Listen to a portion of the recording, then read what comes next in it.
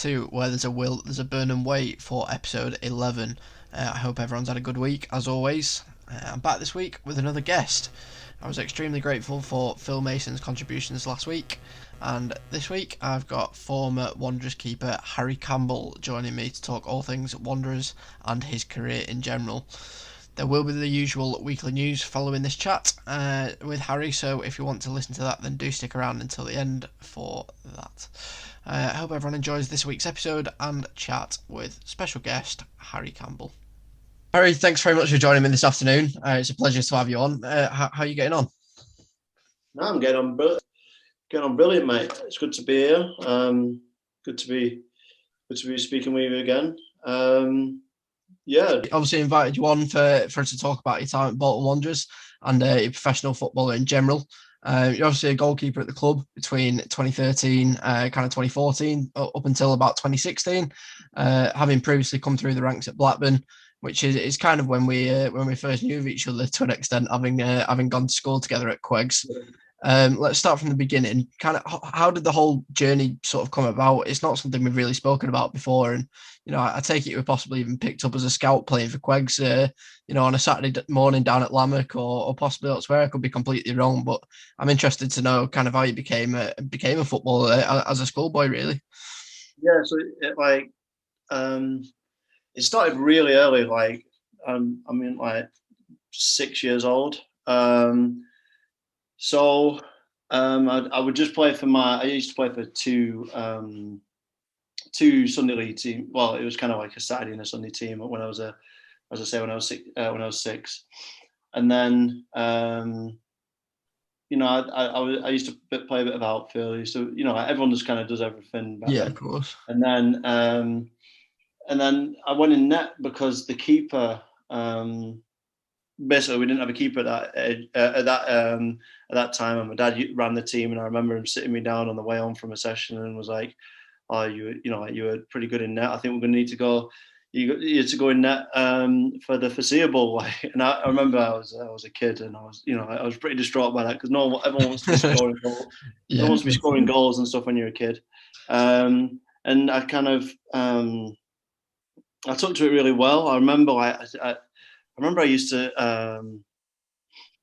score quite a lot. I used to have this big kick when I was a kid and score quite a few goals. I remember I used to get a good few man of the matches. And then I remember I would have been about 7, and I think a Burnley scout came down.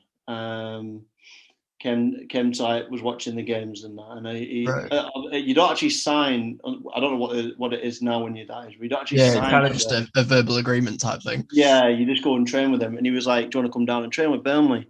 And obviously, like, you don't sign until you're like 9 years old. So I was like, I didn't as a kind of like avid boyhood Blackburn Rovers supporter. Like, I couldn't think of anything worse.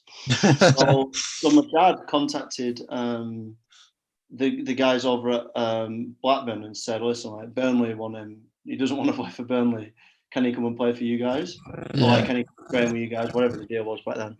And then, yeah, like my time at Blackburn from when I think I actually started there when I was about 6, and I left when I was 16. My whole time there was. It was a dream, really. I was playing for the team that I supported, that I still went and watched on weekends. I was getting to, as I was getting older, I was starting to train with some of the players that I'd heard of, as kind of like as a fan. And it just went like a breeze. Like, it sounds kind of like cocky to say, but like, I never had to worry about getting new contracts or anything. It was always just seemed to given with like kind of gauging progress in terms of, he's just like, "Oh, I'm going to get another kind of 2-year contract, like child contract there again." Just keep ticking over. It wasn't until I was 16 and things started to go a bit like, they got a Spanish lad in who's actually playing in the Championship now for Brentford, David Ryan. Oh yeah, David Ryan, and I remember thinking, like, it was the first time that things had started to, like it wasn't as harmonious as it had been for the last Yeah, 10 of years. course. I remember like my dad was, because I was kind of naive. I was thinking, oh, like me and him can go and get a scholarship at Blackburn, like kind of thing. But like things like my dad, my dad wasn't really seeing it like that. Like I wasn't playing as much and stuff. So we called a meeting, and then, after a few months of kind of like pushing them for a decision, they said like, we're not going to take you on. And obviously, like as a kid who'd That must have been tough. only ever known Blackburn and Rovers Yeah, and all in my whole life, like that hit me like a ton of bricks. Like I remember, like it was a tough one to take. yeah, no, And then, like not long after, and I mean to be fair, I can't. But just back on the Blackburn thing, I can't complain because I'd have been a bit annoyed if the guy who came in who replaced me had just been like kind of a one season wonder. I mean, the but he guy's drops off himself. Yeah. yeah, I think he's been rumored to go to Arsenal, so I'm not too not too pressed about that one, to be fair. But yeah, so not long after, I remember my under-15s coach. I'm not sure if he played for Bolton or not, but he was working at Blackburn at the time, and I think I might still do a bit for Bolton now. I'm not sure, but Phil Mickelson. Oh, Um, okay, yeah, I know the name. yeah, he was my under-15s coach, and I remember I think he'd just gone over to Bolton and was like, like recommended me to Bolton, and I went over to Bolton for a trial. I think I did 6 weeks trial there, Yeah. and like I remember I was just over the moon because Jimmy Phillips pulled me into his office and just said with my dad, like you're gonna spend your scholarship time at Bolton. And I remember like that was like because it was so soon after getting released from Blackburn. Like I remember that was a really good a really really good time in life. And then It as must I have been a was bit of a weird thing to kind of, go from Blackburn, having been there for 10 years, kind of just not dropped as such, but kind of just had that thing disappear and then thinking, oh God, where do I go from here? And then to at least have been, picked up by Bolton, that must have been a really good confidence booster for you. yeah, yeah, definitely. And I mean, I remember we played Blackburn not long after, and that was surreal. Yeah. Playing against Blackburn. I bet you didn't know what to do, did you? I remember Like, we do I won. just let some in or? Yeah, well, we won as well, and I remember it was just like the best feeling ever because it was like, like, I don't know, I'm not one to hold grudges, but it was I was a bit kind of sour how it had all kind of gone there, and I was over the moon to like playing at the win, and plus a lot of my friends were still there as well, so it was a good game, and I mean I'll I'll never. I'm kind of like one of them guys that kind of believes everything's meant to be, and you know what I mean. I Yeah, it's don't a kind of great look like, on life. yeah. So I'd never.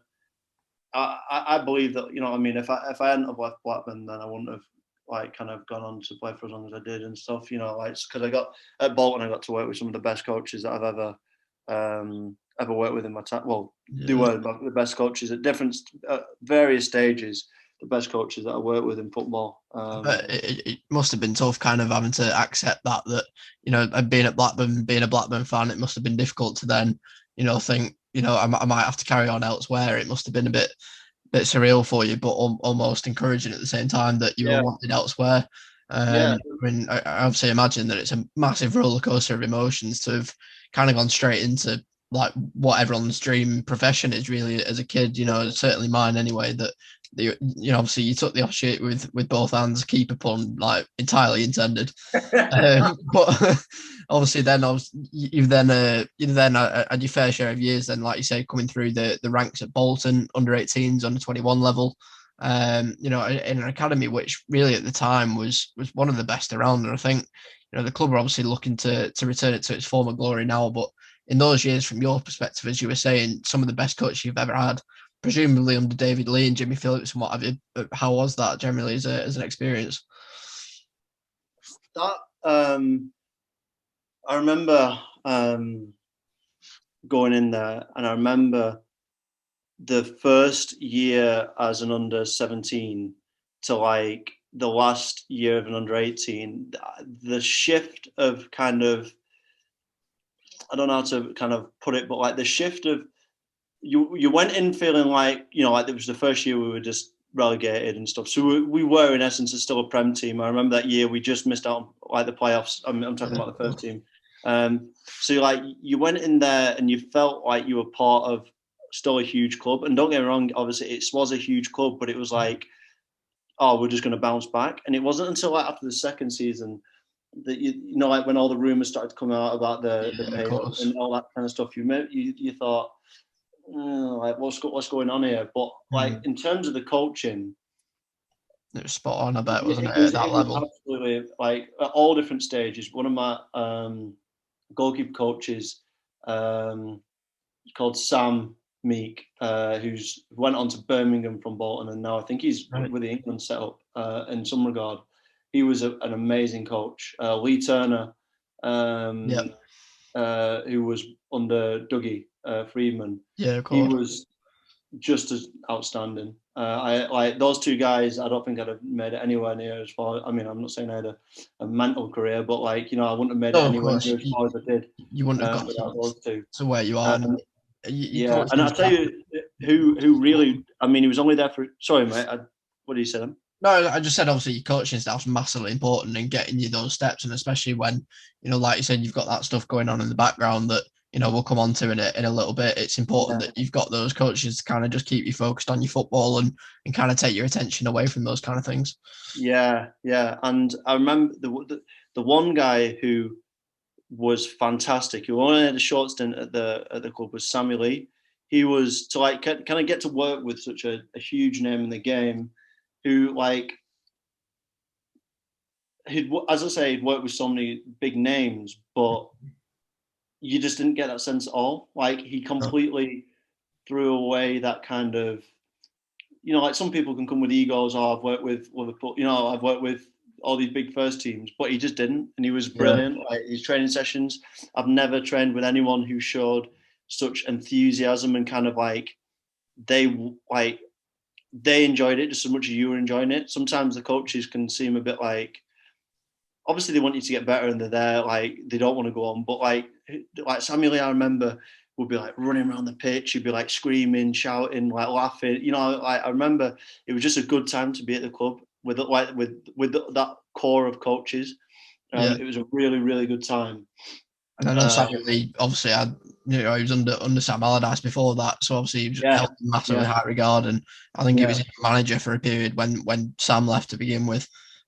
So I'm sure he knew what it took to kind of keep, especially the younger players, part of it and enjoying what they do, really. Yeah, for sure. Obviously they had a lot of faith in you and kind of trusted you and rated you enough to promote you through the ranks, and then obviously you broke through into the first team. I mean, how did that come about? Were you recommended? Were you handpicked? You know, what's the process really? So as a goalkeeper, you kind of, I don't want to kind of play down like an achievement, but like you kind of get a little free ticket to kind of train with the first team a lot, because like, I mean, I didn't care. I was like 17 and training with some like outstanding players, you know, like that we had at that time. But you kind of get that free ticket to go and train with them, because if they need a keeper for like, I don't know, a shooting drill, and because obviously you know, when you've got two seasoned pros like Andy Lonergan and Adam Bogdan in, and they don't want to, you know, they want to preserve themselves for the weekend or whatever.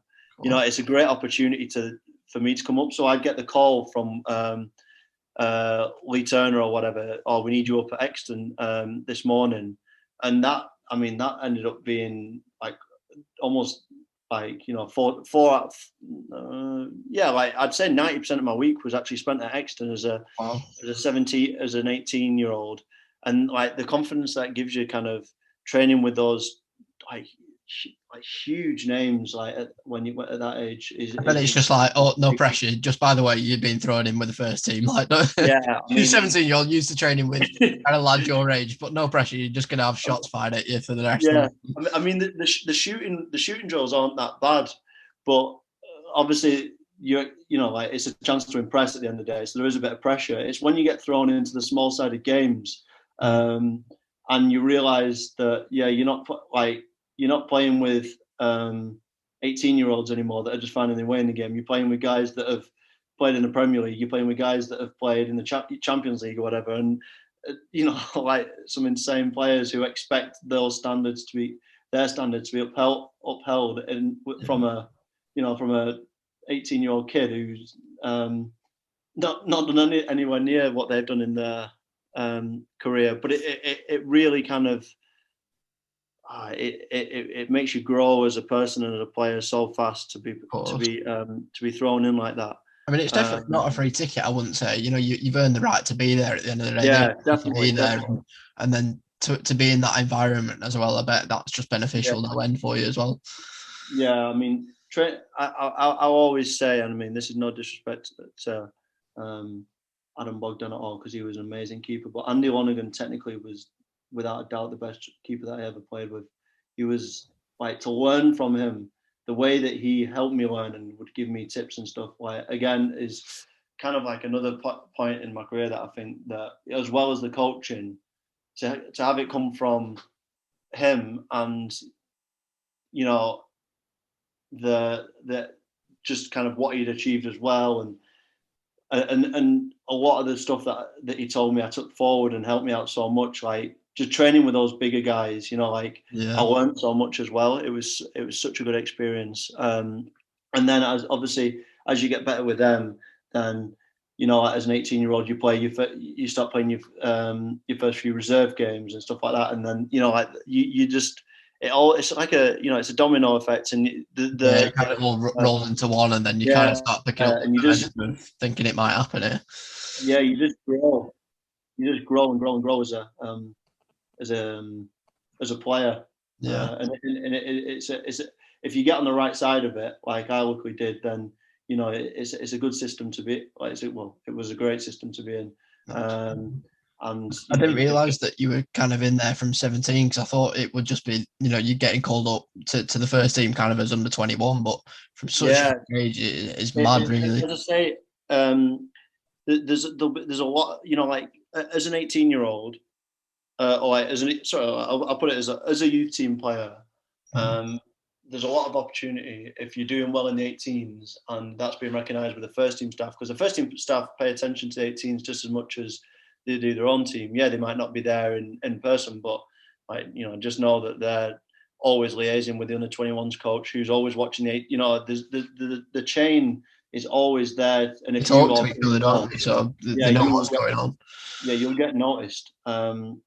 So yeah, like that I would, along with, basically, you as a youth team player, you're just gonna get thrown in there. When say if there's a few first team lads that have played on the Saturday that maybe need, you know, because a few of the older pros need that extra day or whatever just to recover. You know, they'll bring a few of the youth team boys up. Say if the 21s have got a game, so like that's when I used to get the opportunities. There's always opportunity there, you know, when you're unless I mean, I've heard some like kind of stories where, you know, like the first team managers don't want the youth team anywhere near it, but no, I think that's an old-fashioned look on it. But I know that those coaches in particular were quite, you know, they encouraged that almost, because I know they obviously had the likes of Jamie Thomas and Alex Samzada, and they pushed them all towards the first team. And, you know, the fans got really hopeful around it. And I think it was entirely the right move, because without that, you were going to get stuck with the older pros who, you know, were either going to retire or move on, and you'd be left with nothing without knowing what really had coming through the ranks. And I think that's kind of why the academy's held in such high regard, really. Yeah, without a doubt. I mean, because you had guys like Rob and Zach coming through, who were like, I mean, those guys just kind of, they just every kind of, you know, like they were playing 18s as a 16, they were playing 21s as an 18, you know, like they just kind of step up every time. Yeah, and I mean, there was so many other talented guys that could have, that like, you know, almost could have and should have come through. They're just, you know, in a big club like Bolton, there's just not the space for everyone to come through, you know, like as they would do maybe these days. But yeah, I mean, Zach and Rob were just kind of, you know, two of many kind of good players. And no, it was a really good time around the club. I mean, I think I'm right in saying Neil Lennon was in charge at the time, and, you know, I thought you might have also caught the back end of the Freeman raid as you did. You know, I wasn't sure whether you managed to narrowly escape that or not, but it doesn't sound like you did. What do you I'm think? not sure whether you had narrowly managed to escape that kind of a period, but it sounds like you did get caught Yeah, on the Freeman. But to be put in Neil Lennon's plans, especially, that must have been quite something for you. yeah. What I was it remember. like with you both, kind of individually and the team as a whole? Yeah. I mean, I caught I was with the Freedmen for what seemed like a long, long time. That's probably the era that I remember the most of my time at Bolton. And then obviously, the Lennon era was, when things started to go sour. But Lennon like kind of was I remember I played like it was like a testimonial game or something up at Motherwell, and I Yeah, mean, it was a testimonial game, but like we kind of treated it as like a first team game, and like he played me in that, and he gave me a lot of opportunity. He kind of gave Bobby Mims, the goalkeeper coach, a lot of reign to kind of run the goalkeepers how he wanted it to be run, if you know what I mean. And yeah, Bobby of course. rated me, and yeah, that I had I mean, I'm sure like a lot of the Bolton managers have had their critics over the years, but there was a lot of positivity going on. The man management, let's say, of of them maybe wasn't great, but No. yeah, I think Neil Lennon was arguably the best one. I think he definitely brought the feel good factor at the time anyway. yeah, And you've kind of already mentioned it. You obviously made your debut then in that pre-season testimonial under yeah. him at Motherwell, which I'm sure was a massively proud moment for you. Just kind of talk us through that game. How did it feel, walking out with the lads for the first time and having that opportunity to play in a first team game? Yeah, because obviously, like it was a big, there's a big crowd on because I think it was one of their like legends. So there's a good. It was the first time I played in such a big crowd. I remember my dad had come up, and I remember he was just kind of like in disbelief. My dad kind of doesn't take much humbling. He was like kind of. I remember his words after like he just couldn't believe it that I was like kicking the ball to Hesky. He still reminds me of that to this day. But it was brilliant, and I remember like so every manager does it differently, but I remember there was you basically you don't know if you're playing it, you don't a lot. Yeah, of So course. you're at the hotel before the game, and you're thinking, like I was thinking, oh, I'm just here just to be on the bench kind of thing, and So did you literally um, find out kind of whilst you were at the stadium, like in the dressing yeah, room? so like they've got this big, they have this big kind of paper like Sheet whiteboard, on the whiteboard, yeah. whiteboard. It's paper like pencil whiteboard really, and they would kind of reveal the team, and you see Campbell at the top, and it's that like that, yeah. Then it's like, wow, this is it's go time. Yeah, That I remember that was a good period because I remember we won some cup with the reserve team as well. I think we beat like City in the final of the Manchester Senior Cup or something like that. So that was a good period. yeah. Um, But what I and mean, then would you have perhaps preferred kind of more pre-warning on that, or were you kind of just taken by by the uh, fight or flight type? yeah, I'd rather that to be fair because I mean I don't know, sometimes I tend to overthink things. So like you'd be sat in your hotel room the night before thinking, oh, I hope it goes well. You know what I mean? Yeah, Like so you don't want that extra pressure, do you? Because I know you hear the stories of managers coming putting their arm around them in training, and going, right, you're starting tomorrow, and then you're overthinking it massively. So I think I'm yeah. with you on that one. Yeah, I'd definitely rather it rather it been like it was definitely. Massively. There was obviously some big characters in that dressing room, like you say, Emil Heskey. Can you recall any standout moments from being in there with the lads, and any funny moments in particular? Um, not in particular. I just remember kind of like just kind I of know pinching Spio and myself. that lot were quite a good laugh. I think there was a bit of a click going on there with him and Weeter and what have you. They seem to Oh be yeah, because of the group. yeah, but those are kind of like hard to get yourself into when it's like the older boys. You know what I mean? Yeah, of course. You've got to kind of do your time as the youngster, if you know what I mean. Yeah. Just kind of yeah, just kind of get by like that. But I remember like just being like that Idiger Johnson and things like that, and thinking this guy's It must have at just been surreal more than anything to be surrounded Chelsea by most of players like all, that. and it's like Yeah. yeah, and some like it's too many kind of like big moments to actually pick out one, if you know what I mean. Like in terms of like isolating a particular moment. Yeah, but I mean, you were at least kept around the first team for the rest of that season, really, be it on on the bench or at least in the match day squad. I mean, how much did those first team experiences benefit you both kind of as an individual and as a player? Because although I'm sure you must have ultimately felt like you wanted to be playing. I suppose you've also just got to be grateful for the opportunity at the end of the day. Yeah, without a doubt. And I mean, they did my CV no harm whatsoever. Yeah. With racking up a number of bench appearances. And I remember towards the end, once Neil Lennon had gone and Jimmy took over, I remember we played, I think, at Bristol away, and we got absolutely slaughtered. I remember that one. Yeah. That was a tough game, but I remember like leading up to that game, it was like Jimmy had just come in and stuff. I remember like all the first team boys, because obviously like you just keep yourself to yourself kind of thing. I remember all the first team boys were coming up to me saying like, you'll be playing this one. It's the academy manager who rates you and stuff, and that was one of them where you kind of go into it thinking, I'm going to play this one kind of thing. I mean, I didn't, but.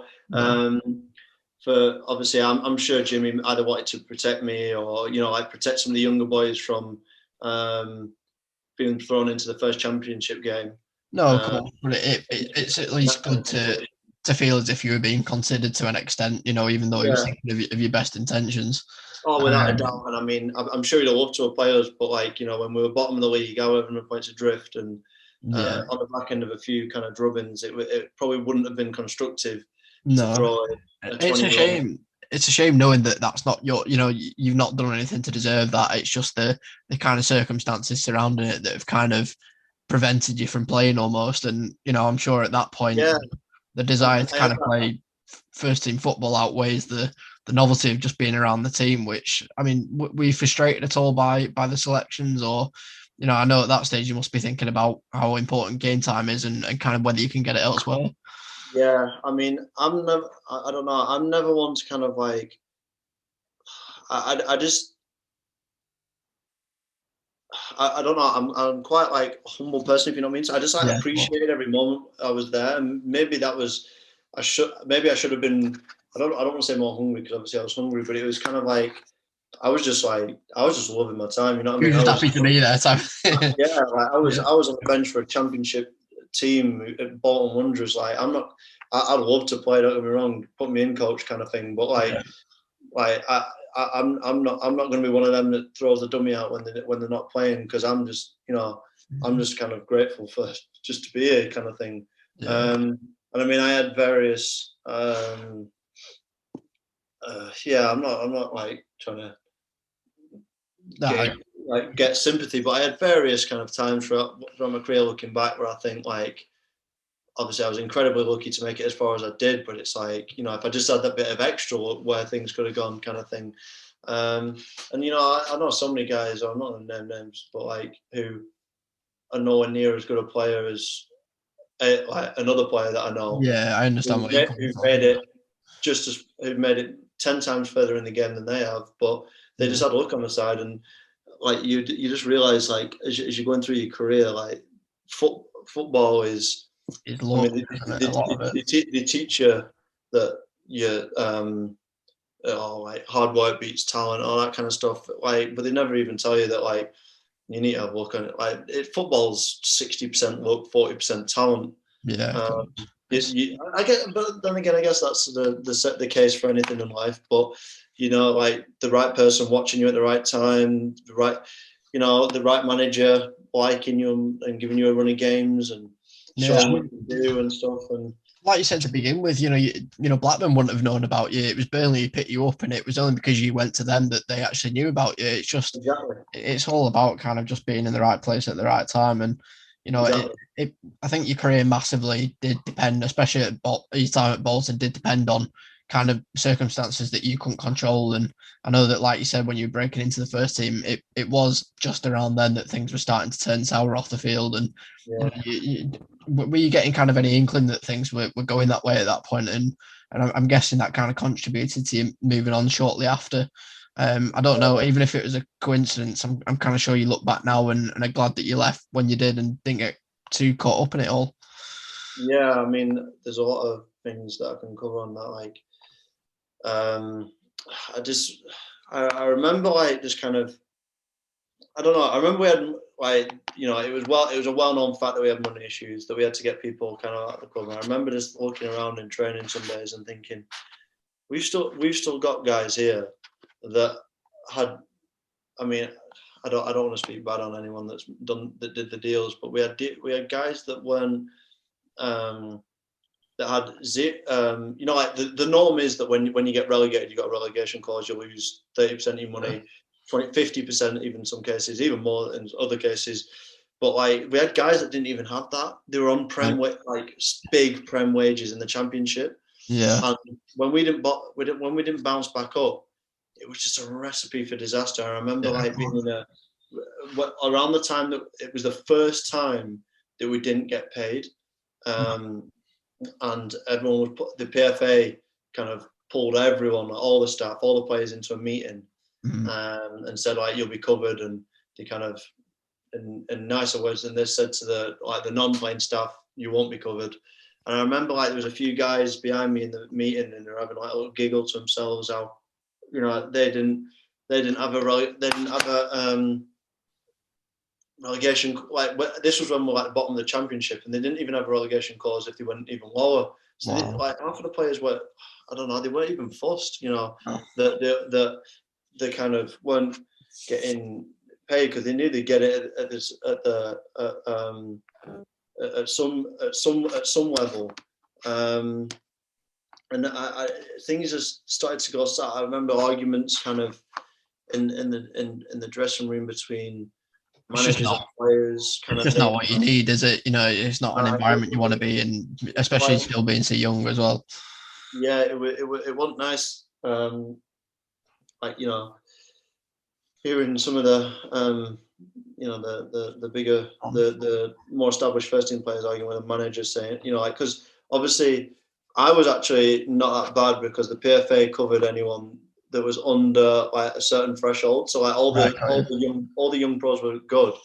It was the older ones that were the issue. Weren't, and I think there's like some clause in contracts where if you don't get paid for like, I think it's like 2 months, 3 months back to back, that you can like scot-free. Like there's nothing. You're like legally allowed to just leave and go and find another team. And I remember like there was like a few people that had kind of put in that request and stuff. And then the notice type of thing, yeah.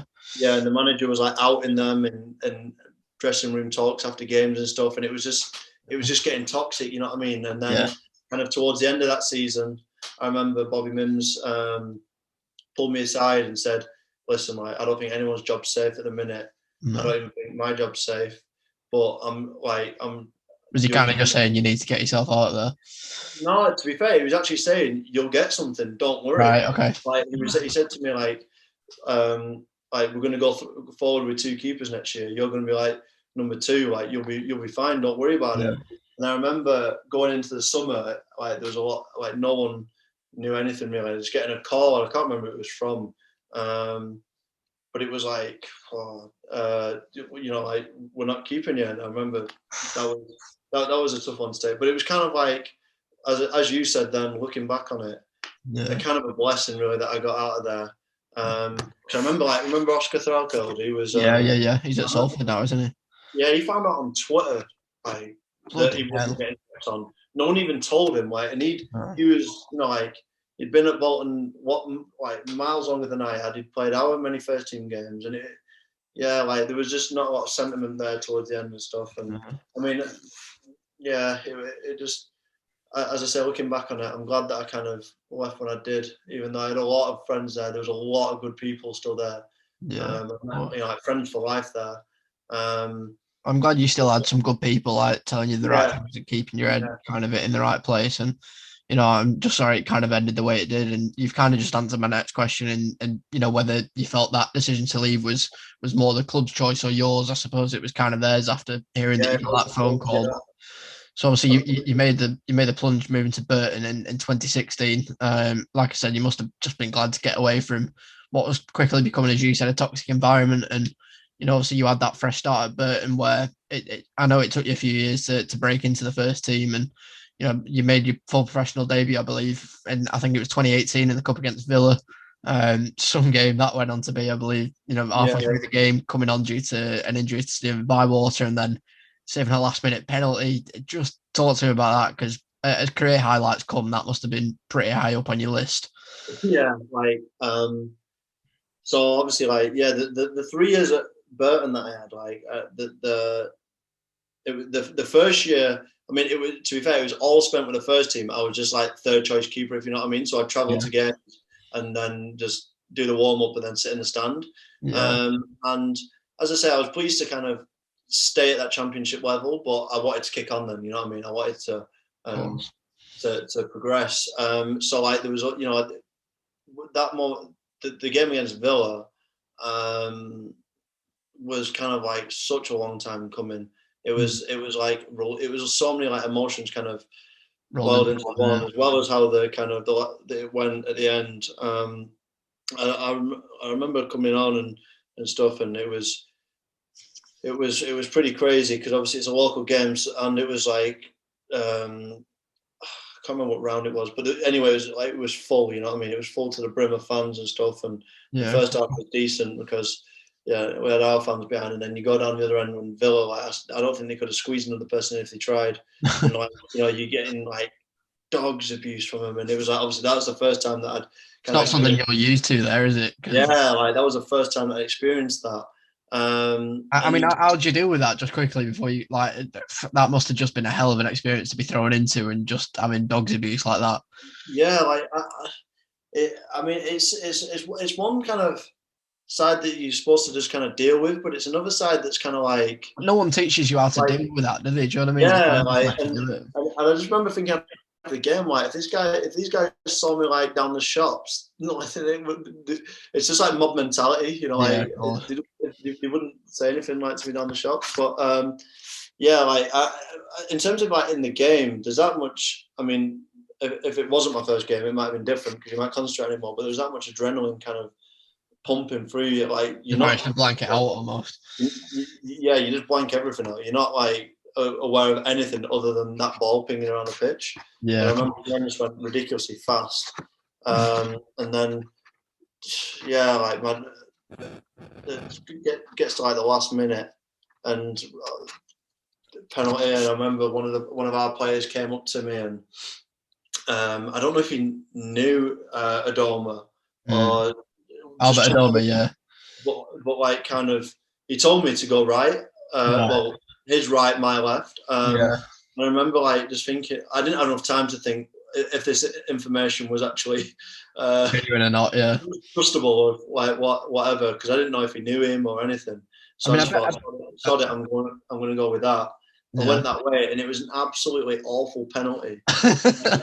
And like sometimes it's the same with shots as well. Like the worse the shot, sometimes the harder it is to save, because you're expecting it to be well hit almost. Like, you're programmed to make all your movements and train every day for like a good strike, if you know what I mean. As if everything's been hit clean, like your footwork into the shot, like everything, your handling is like, you're expecting a certain pace to kind of cushion the ball with. I remember you just absolutely scuffed it. It went almost, I dived past it, because obviously as a keeper, you dive to one side and you dive as far as you can because you're expecting it to be in the corner, and then you just cover it. I remember it it was like an awkward kind of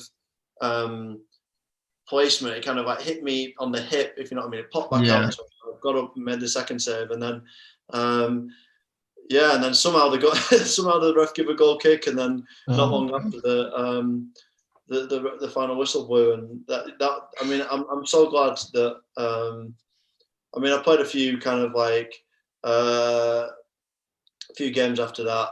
None obviously could match that kind of that moment. I bet it was kind of like your worst nightmare and your kind of best case scenario rolled into one, because it's like you've then got the game in your hands, and it's either you're either the hero or you're the villain, and to have that in your hands so early on is just must have been an absolute whirlwind. And obviously I'm sure you felt absolutely on top of the world after that. And I mean, what was kind of life like at Burton after that? I bet you held a hero, weren't you? Yeah, but like this is what, like, I mean, I don't want to bring the conversation down like at all, but like like this is one of the reasons why I finished like Yeah. when I did, because so like obviously I did that, played well, and then I mean, if I'm honest, like the whole performance, my whole performance as a whole, like wasn't squeaky clean. But then I played the next league game, and like, I played a lot better, and then I didn't play again for like 3 months because he got someone else in loan, and it's just like.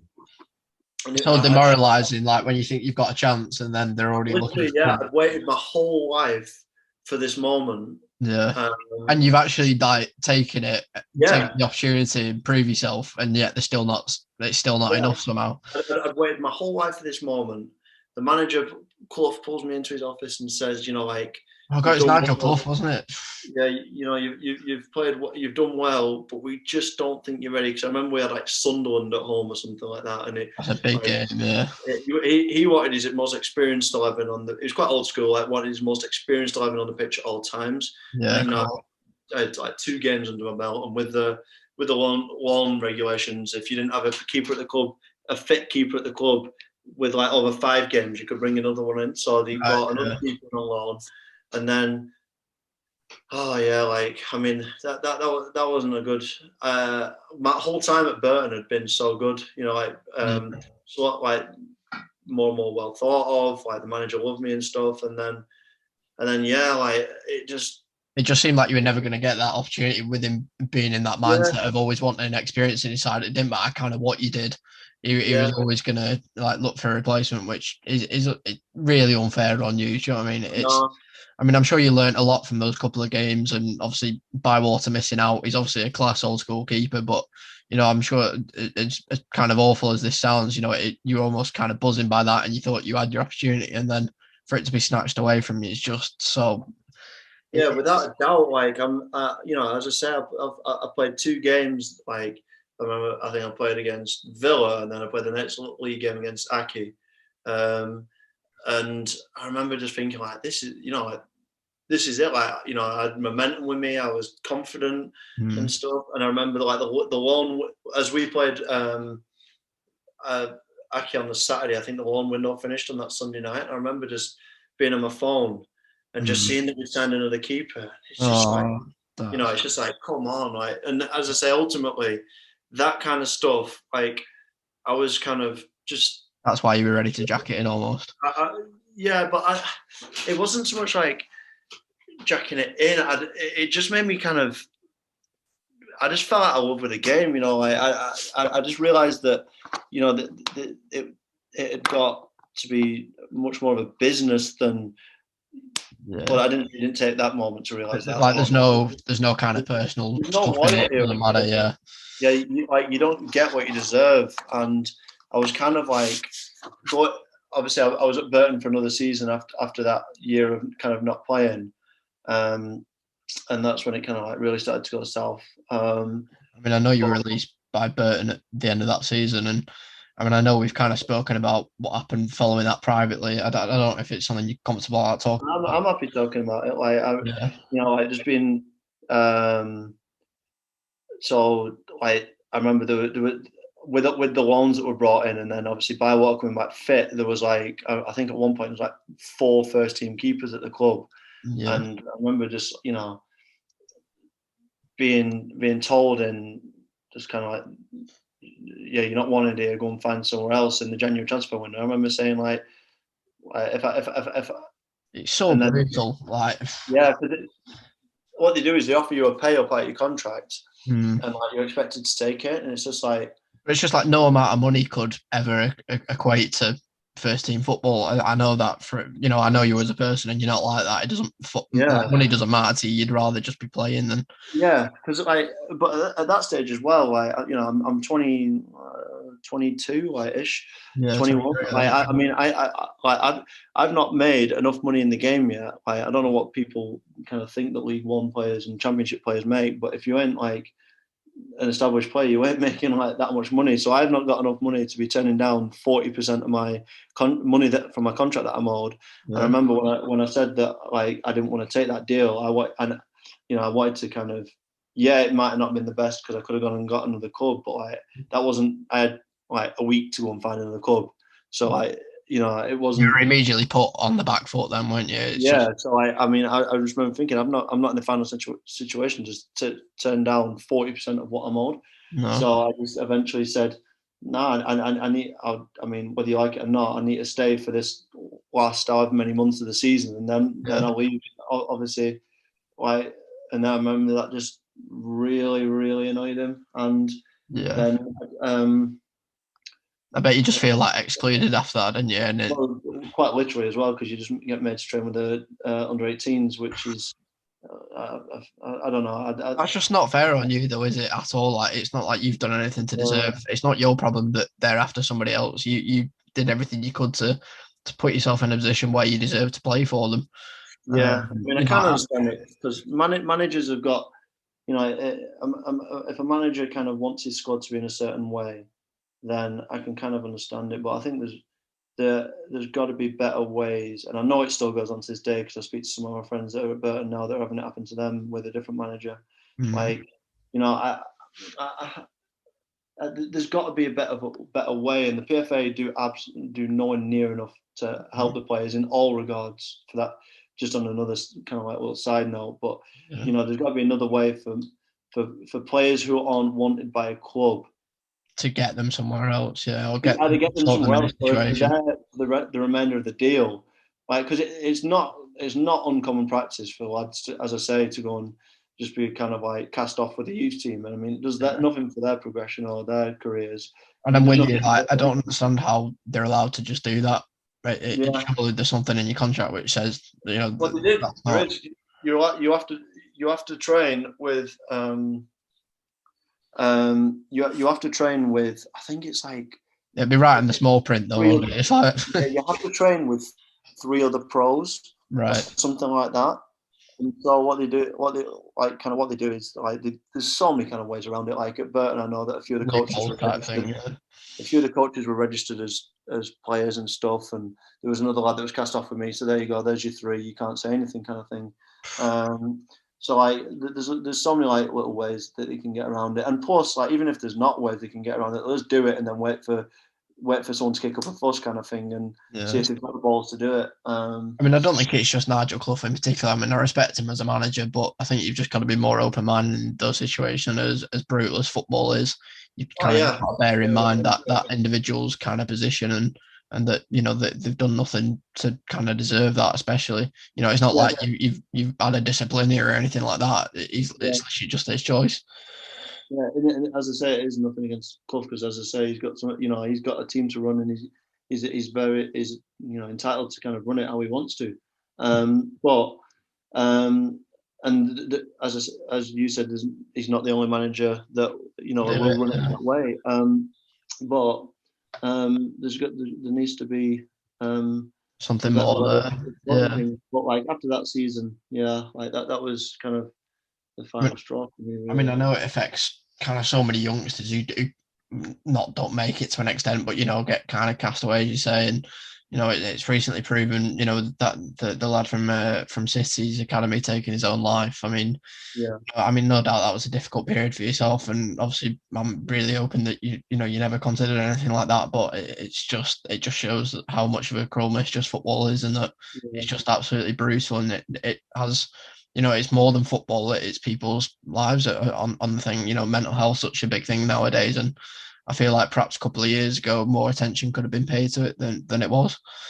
Yeah, without a doubt. And I mean, I'm kind of lucky that I've kind of moved on, like, well, if you know what I mean. But I know, and I'm sure, actually, I'm not saying his name, but anyway, a guy that you mentioned earlier, kind of really kind of when you kind of proclaim so high as a youngster, and then kind of nothing comes of it. It's so hard to kind of mentally get around that because you go from the media talking about you like being the man with the fans kind of thing, and then to kind of nothing, and it's kind of it's a tough one to take. And I know so many players, and I'm not saying that I'm kind of the brightest. Well, I'd say I'm fairly intelligent, but I made sure that I did everything in the college work, made sure I did everything in my schoolwork and stuff. But I know a lot of players who like naively go into football Don't when they're make kind it, of yeah. 18 with absolutely nothing. They completely toss off the college program. They have no plan for what they're going to do after. No Like fault, yeah.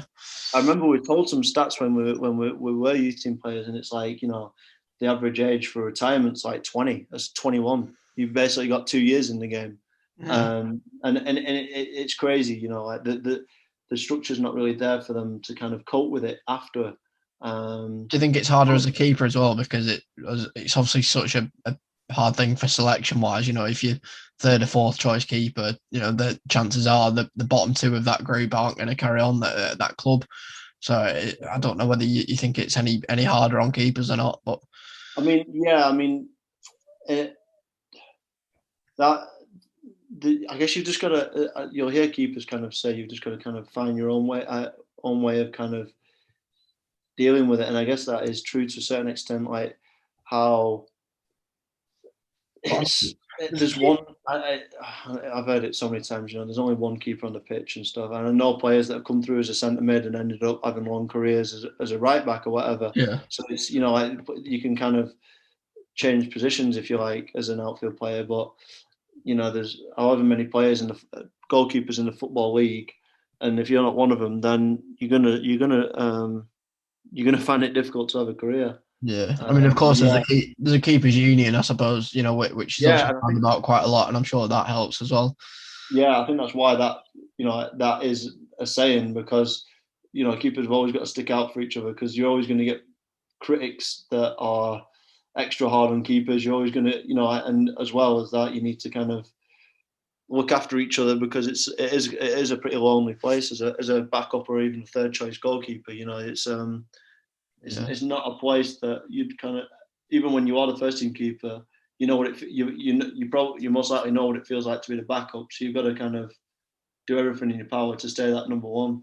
yeah, of course. And just curious, do you look back on your time in football fondly? Are you grateful for it, or have you not really looked back since? I mean, it must be a weird one. It's something we kind of all love so much, and yet it must be difficult for you to escape in kind of all walks of life with it just being kind of around you constantly. How does it kind of make you feel looking back on it all? It's like that. Yeah, I've had that question put to me so many times, and I seem to come up with a different answer every time.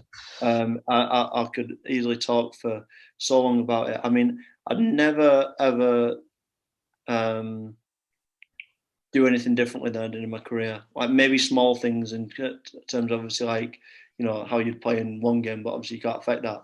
Yeah, But I'd never change anything in my career because obviously like it shapes kind of like where I am today. yeah, And the people that I've met in football are some of the best people that I've ever met. Like I mean, I look at football now very differently because as I say, I used to support Blackburn when I was a kid, so like yeah, of course. so strongly and home and away and stuff. But now I don't. If I'm honest, I have no real kind of Interested in it all. passion to it. Yeah, Yeah. because I guess when When you you know the realities of it, yeah. no, but it's not even so much that. Like when for example, when I moved to Bolton, I Mhm. remember we were playing. Obviously, we played Blackburn twice a season for a long while, and Mhm. we need to beat Blackburn to stay in the league, kind of thing.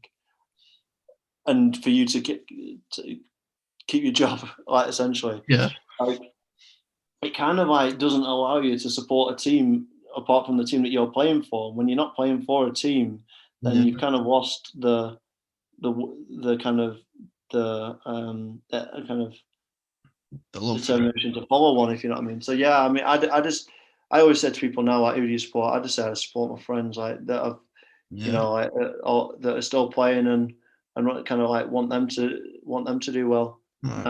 But then I know how hard it is to stay at a level that is kind of sustainable for just kind of future life, really, because Yeah, yeah, it's not football easy careers at don't all. tend to last that long. I'm glad you're kind of bringing awareness to it, to be honest, because I think there's so many people who don't realize how brutal it can be until you know from a personal experience, how tough it can be. So I appreciate you kind of just touching on that as well. Yeah, You I mean, know, I'll always be open with it. Like, I'm, I don't quite have the, for example, I work with an ex Bolton player, Marvin Sordell, who does have the platform, but I'll always kind of be open when I have kind of a platform to do so, if you know what I mean. Because I think there is a lot of things that either need changing in football, or even if it's just like a small kind of tweak of mindset and things. I think there's changes that needs to be made to make kind of players seen as human rather than chess pieces in kind of, or like just FIFA players, that people can kind of like, like say what they want about, kind of do yeah, what, like I feel like there's sometimes too much negativity directed towards players. players at times, because Like you said, it is a mob mentality, and like you said, when you're yeah, getting it from behind the goal, it's just something that you kind of not expect, but you yeah, shouldn't expect. No one's entitled to do that. It doesn't make it right. yeah. And I've Um, heard so many like kind of comments of like, um, oh, if I was earning that much money, then I'd be able to put up with it. But it's just like, regardless of how much money that people are yeah, earning, like, and by the way, like, if you're not in the Prem, then you're 100% going to have to work again in your life. So, yeah, of course. like, that just shows us how much money people are actually earning. Like, at the end of the day, that these people are humans. Like I know, when people go into football grounds, it's kind of like that seems to go out the window sometimes. But like, there's a human on, just like the person that's doing abusing or whatever, and not whatever kind of abuse that is. And don't get me wrong, like, I know fans are incredibly passionate, put so much money into following the team and stuff like that, and there is so much emotion in the game, and so Yeah, much depends on kind of football as it is. But sometimes, like, I feel like it definitely does go too far, and with kind of like directed abuse, that kind of, like, there's always, when the team's struggling, there's always one or two players that the fans like, this guy's effing shit, you know what I mean? Like, this yeah. guy's, It's I just don't, I, um, it just, yeah, in some way, it just needs to be maybe kind of thought about a bit more, yeah. a bit more compassion from both sides. No, of course, I'm completely behind that. Yeah, But yeah, just on an outsider's perspective, if you don't mind, I'm not too familiar what the standard procedure is, but obviously the lads recently at Bolton, I think the season before this one, obviously fast tracked, which I think is understatement of the century. Some as young as 16 thrown into the team. Whilst it must be yeah, frustrating from your kind of perspective that you had to wait your turn and then all of a sudden you see these boys just come straight through. yeah. I mean, it obviously wasn't under the best circumstances, and it's not like anyone would have been holding out hope for that. But I'm sure you're proud of the lads. Presumably, some of them you even know from your early days at Bolton. Yeah, like, I'm sure yeah, you're I, proud of I, that. I know a few of them, and I know, I'm actually friends with one lad who's just moved on, to a championship team. But yeah, I kind of like, when all that was going on, as I said, as you say, like, it's easy to kind of, say like, oh, that could have been me, that could have been me, but, um, I just kind of looked at it and thought, like, like, what a, because it wasn't like they just came in for one game either. Like, they had such a kind of, um, Had a uh, whole season of it, didn't they? yeah, Really? like, such a good spell. And I remember that one game that they got. Was it a 0-0? You might support Yeah, four the 0. Coventry game. Yeah, Yeah, and that must have been so huge for, like, and I mean, me, I always look at the goalkeeper, and I've Matthew actually never, Alexander. Yeah, I've never spoke or met the guy, but I remember just kind of, like an immense kind of, uh, sense of pride almost. pride for that kind of Mhm. GK Union kind of feel, because as a young kid, that is such a big achievement to come into League One, keep a clean sheet, like that is, Yeah, like, I mean, I don't know that, as I said, I don't know the guy, but if I was him, like, that's something that you've always got to remind yourself, like, like, when whatever day that he finishes, that should be something that he takes with him, like, yeah. that should live with him for a long time, I'm glad you're not as envious of well it as, well as those other necessarily. guys. Yeah. No, I'm just glad you're not envious of it necessarily, and you look on it fondly, and you kind of just happy for those guys that that have kind of found the way to some extent. I know not all of them are still kind of at the club or even still playing, as far as I'm aware, but it was great to see that they all got their opportunity, and I'm glad you did it at some stage too. Yeah. But at the end of the day as well, it's a great moment for the fans, because correct me if I'm wrong, like Yeah, of course. that was in amongst a lot of losses, a lot of turmoil, a lot of changes of kind of ownership and things like that. And that was I just remember kind of, obviously I still follow the Bolton Twitter account, and I remember just kind of it was such a good, like, yeah, like it was a 0-0, but it was such a good feeling for like everyone who had kind of been through a lot of crap over the last years, So that was obviously another thing that I thought about, like kind of, it was kind of a release of a lot of emotion for a lot of the fans and the people connected with the club. Yeah, of course. I mean, it's getting even better now, throwing it forward to this season. I know you follow. What is it, like, 1 point off automatic now, something like that? Now, yeah, it's ridiculous. I mean, I know. So with games, is it games in hand as well? Yes, we've got a game in hand on Cambridge, who is second, I think. Yeah. And we've played Forest Green next Saturday on Sky. I think they've got one more game to play on Tuesday as of Tranmere. And then if they both lose that and we beat them on Saturday, then we're automatics.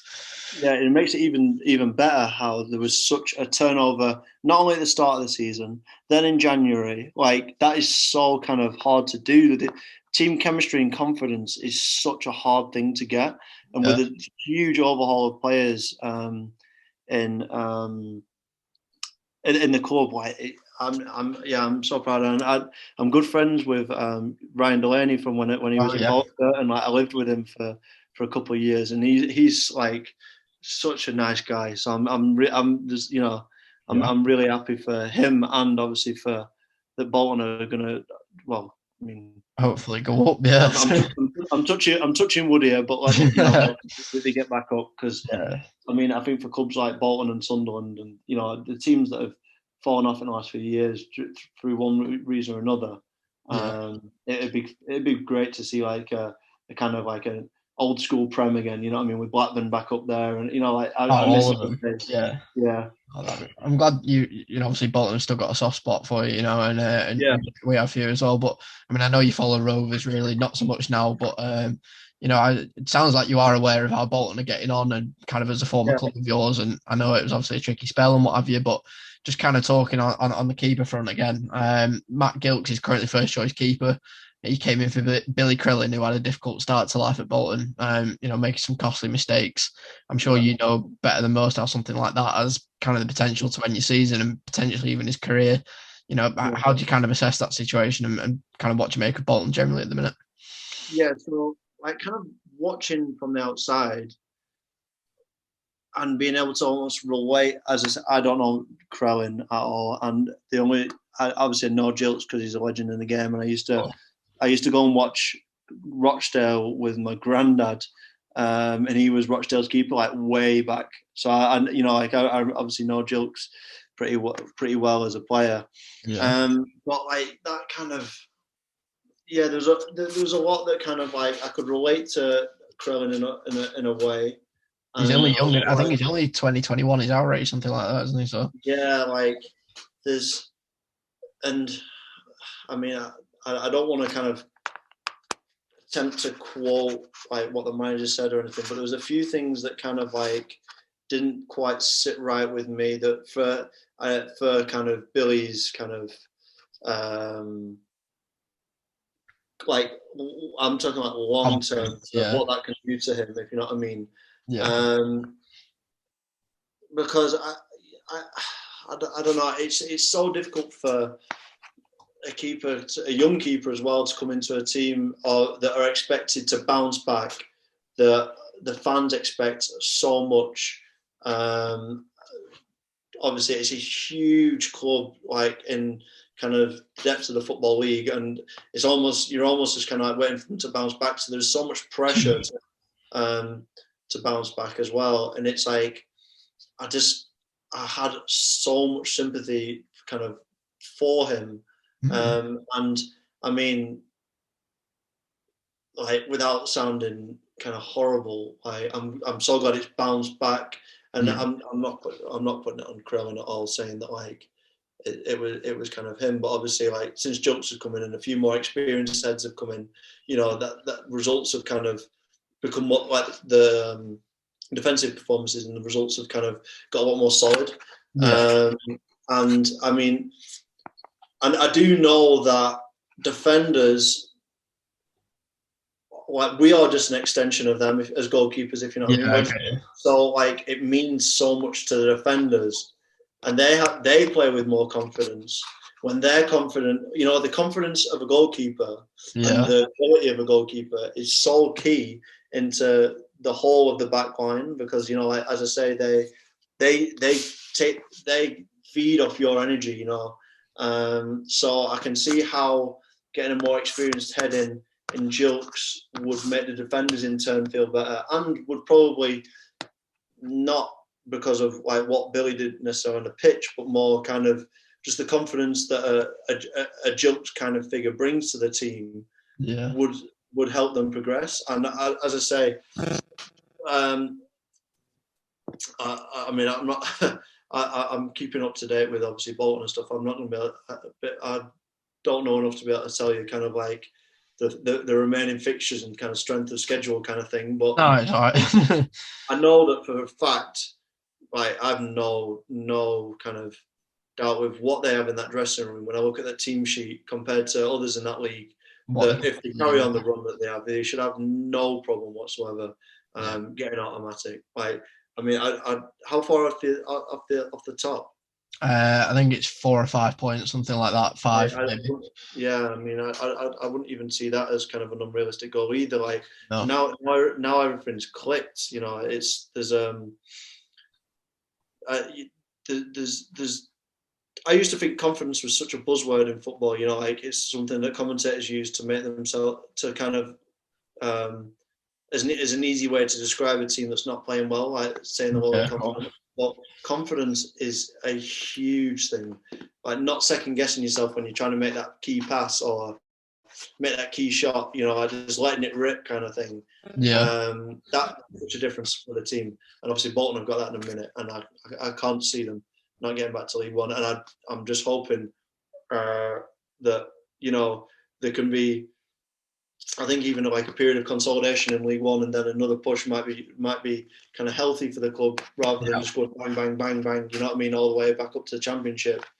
I think everyone's just kind of looking at League Two now, thinking, yeah, it's definitely possible. But I just don't know how well we'll do in League One. Like you said, I think as long as we can consolidate, I think everyone will take that and then kind of go from there. Definitely. Just keep building on kind of what's been achieved this year, and what the manager's got going now, and the players that are in. Obviously, you're far more likely to be able to hold on to players and sign better players if you go up, because obviously, I'm sure if a player is thinking, should I sign for Bolton or should I sign for like another club in League One? I think Bolton's going to become now. There's that kind of feel good factor, yeah.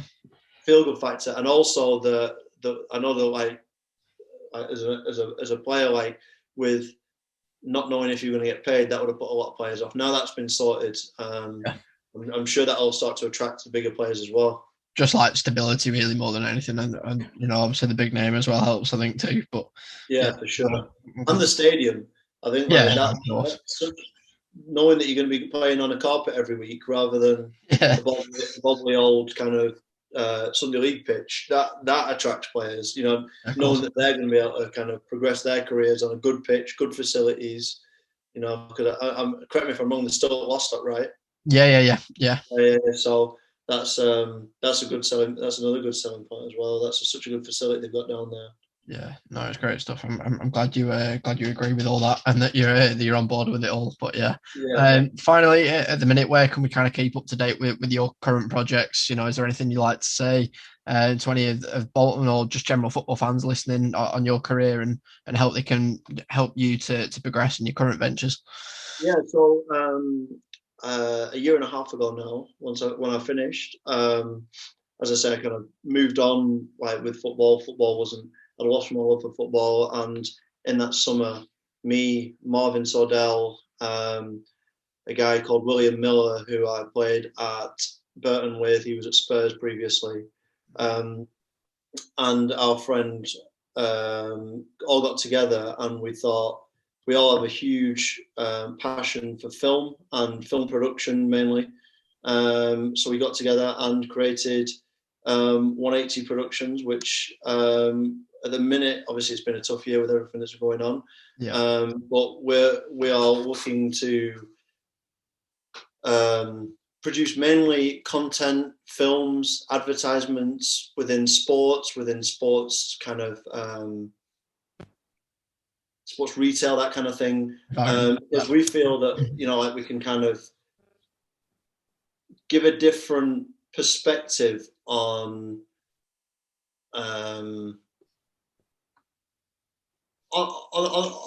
what it's like to kind of be an athlete, you know what I mean? Like, so we're looking to kind of really take hold of the sports marketing world, the sports film production world, advertising, all that kind of thing, and basically be the guys that when, you know, your Nikes, your Adidas, your Pumas want content making for them, you know, we're the guys. But we're doing some good work with a lot of kind of different charities, making kind of content for them.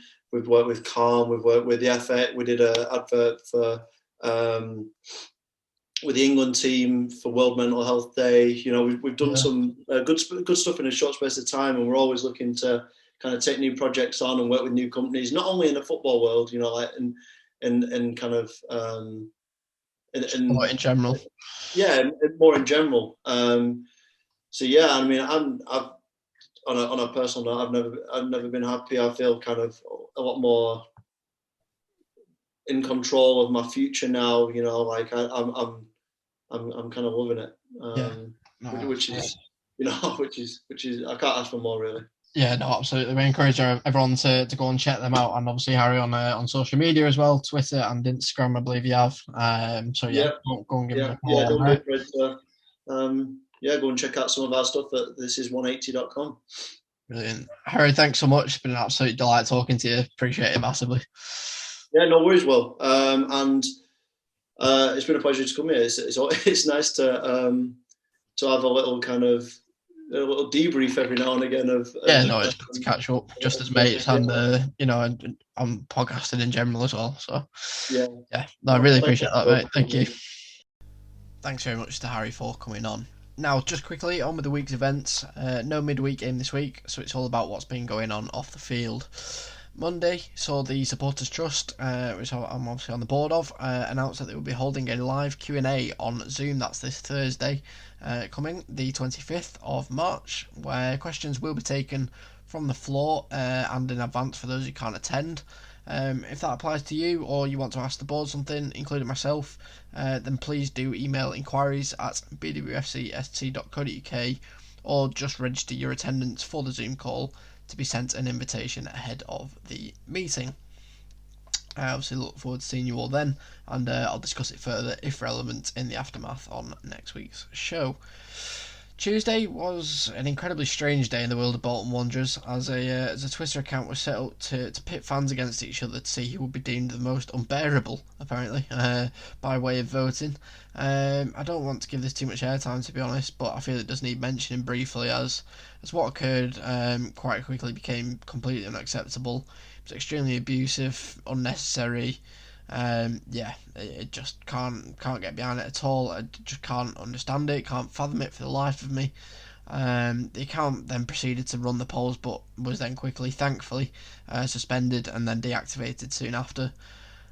Just be kind, to be honest. It was so obvious that people's feelings weren't taken into consideration, especially with it becoming so personal, beyond a joke, totally uncalled for.